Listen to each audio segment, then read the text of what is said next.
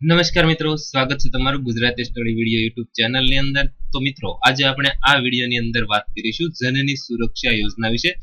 તો જે મુખ્ય સેવિકાની પરીક્ષાની તૈયારી કરી રહ્યા છે એના માટે આ વિડીયો ખાસ મહત્વનો છે. તો ચાલો જોઈએ. તો સૌપ્રથમ આપણે જોઈશું કે જનની સુરક્ષા યોજનાની શરૂઆત ક્યારે થઈ હતી.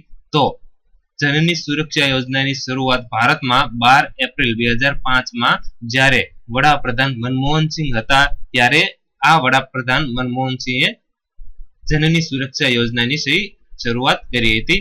હવે ગુજરાતની અંદર તે અલગ અલગ સમયે શરૂઆત કરવામાં આવી હતી, એટલા માટે આપણે ભારતની અંદર ક્યારે શરૂઆત થઈ એને મહત્વ આપશું. હવે આપણે જોઈશું કે જનની સુરક્ષા યોજનાનો હેતુ શું છે. તો જનની સુરક્ષા યોજનાનો હેતુ છે અનુસૂચિત જાતિ અને અનુસૂચિત જનજાતિ તથા ગરીબી રેખા એટલે કે બીપીએલ કાર્ડ હેઠળ આવેલા પરિવારની સગર્ભા મહિલાને પ્રસૂતિ વખતે અને પ્રસૂતિ બાદ આર્થિક તબીબી અને સહાય આપવી આ જનની સુરક્ષા યોજનાનો હેતુ છે. 3. હવે આપણે જોઈશું કે જનની સુરક્ષા યોજનાનો લાભ કોને કોને મળી શકે છે.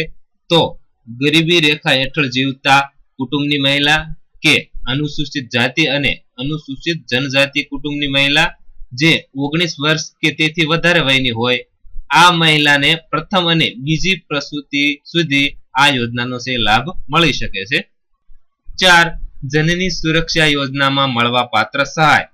તો ગ્રામીણ વિસ્તારની અંદર ₹700 અને શહેરી વિસ્તારમાં ₹600 ની સહાય મળવા પાત્ર છે અને ગરીબી રેખા હેઠળ જીવતી દરેક સગર્ભા માતા નજીકના દવાખાનામાં સુવાવડ કરવા માટે જઈ શકે તે માટે વાહન ભાડા પેટે ગ્રામ્ય વિસ્તાર માટે ₹200 તથા શહેરી વિસ્તાર માટે ₹100 સહાય ચૂકવવામાં આવે છે.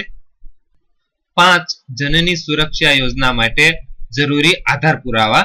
તો સૌપ્રથમ 1. રાશન કાર્ડની નકલ. 2.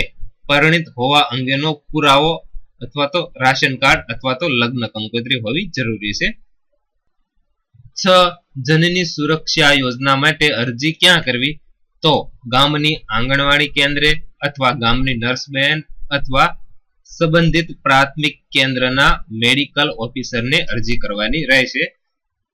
તો સમય અનુસાર આ જનની સુરક્ષાની અંદર ઘણા બધા સુધારા આવ્યા છે, એટલા માટે જો આમાં કોઈ પણ પ્રકારની ભૂલ હોય તો માફ કરજો.